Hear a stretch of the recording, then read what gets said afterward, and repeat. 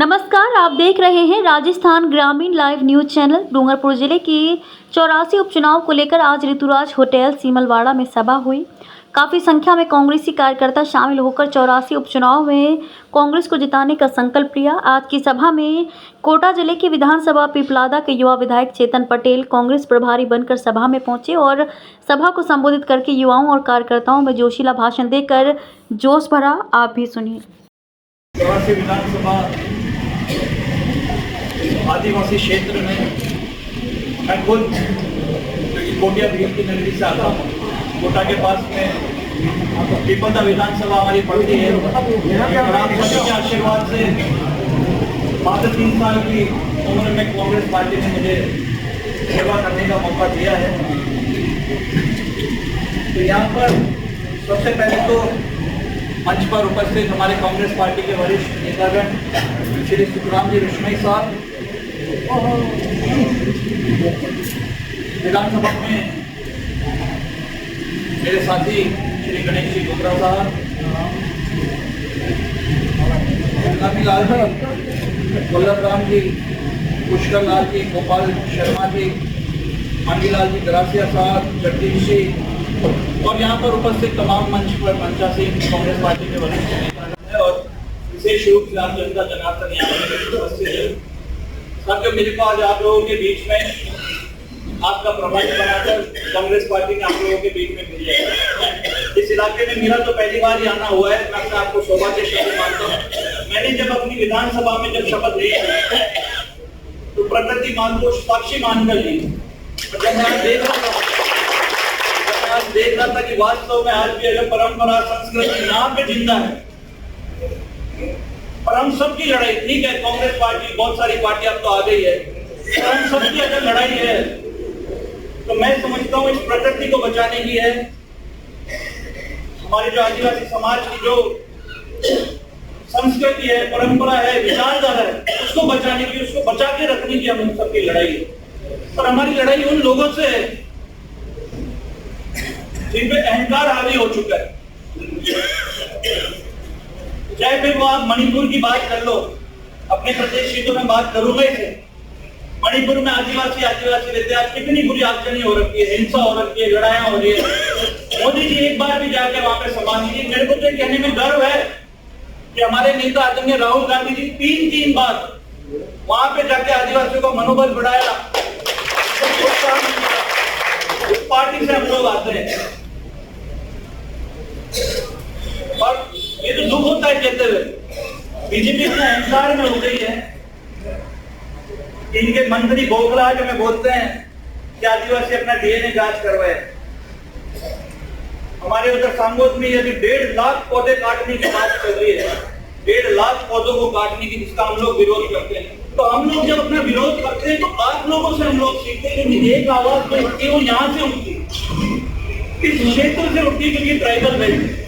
तो मेरे को तो सौभाग्य महसूस हुआ जब कांग्रेस पार्टी ने आप लोगों के बीच में मेरे को प्रभारी बनाकर भेजा। ये उपचुनाव है साथियों, और उपचुनाव में से आप लोगों में से किसी न किसी को कांग्रेस पार्टी के टिकट पर लड़ना है। और मेरे को तो ये कहते हुए बहुत खुशी हो रही है कि आप लोगों के लिए तो संभावनाएं खुल गई है बहुत ज्यादा। मुझे नहीं पता मुझसे पूर्व वक्ताओं ने क्या क्या यहाँ पे अपनी बातें करी, पर निश्चित रूप से आप लोगों के लिए तो संभावनाएं खुल गई है। कांग्रेस में से जो भी वायरस जाने थे, वो सब निकल गया वायरस। सबसे पहले कांग्रेस को मजबूत करने के लिए आप सबको एक होना पड़ेगा, एकता, भाईचारा, प्रेम कायम करना पड़ेगा।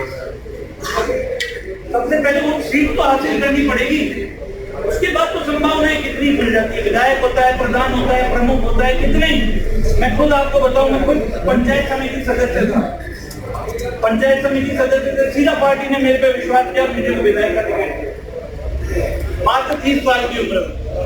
पर हम सबको मिलकर सबसे पहले हमारी जड़ें तो मजबूत है निश्चित रूप से, पर ये जो रंग फैलाए गए इस चुनाव से, हमारी डबल इंजन की सरकार आएगी तो हम ये कर देंगे, हम वो कर देंगे। क्या हो रहा है?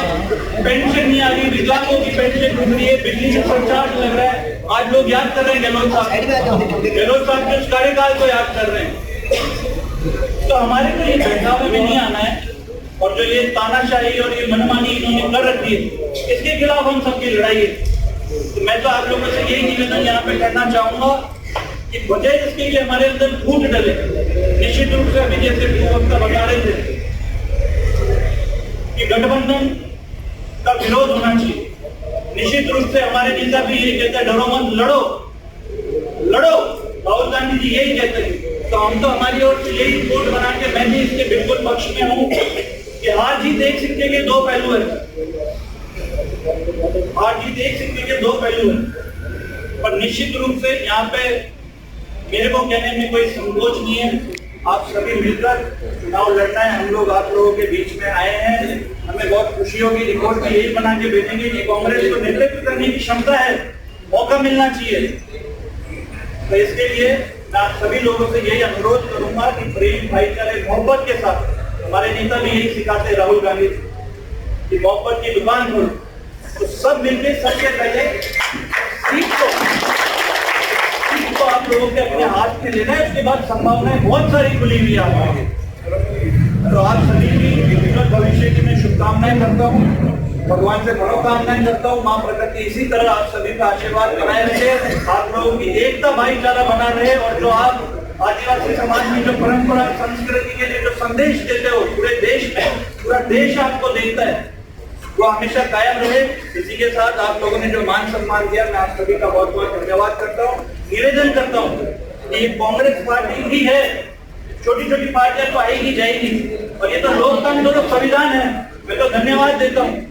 इसको बचाने की भी हमारी लड़ाई है। ये जो फूट डालने के जो ये नए नए फॉर्मूले करते ना, वर्गीकरण लेके आएंगे, क्रीमी लेयर और ये और वो, आपस में भाइयों को भाइयों से लड़ाने के तंत्र तोड़ते हैं। तो ये आप लोगों को समझना है साथियों। और जो लोकतंत्र और संविधान, इसको बचाने की हम सबकी लड़ाई है। उसके लिए हम सबको मिलजुल कर एक बड़ा हथौड़ा बीजेपी के ऊपर मारना है, और तभी संभव हो पाएगा जब हम सब मिलकर एक साथ रहेंगे। यही मैं आप सबसे निवेदन करता हूँ।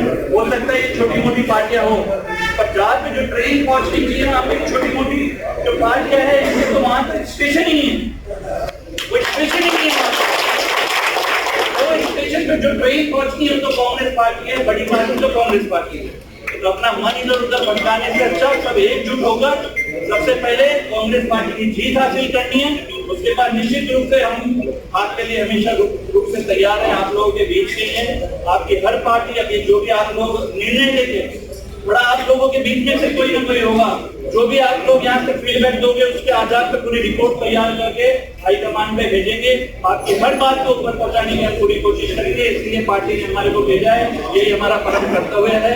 आप लोगों ने जो मान सम्मान दिया, मुझे सुना, जिसके लिए मैं आप सभी का बहुत बहुत धन्यवाद।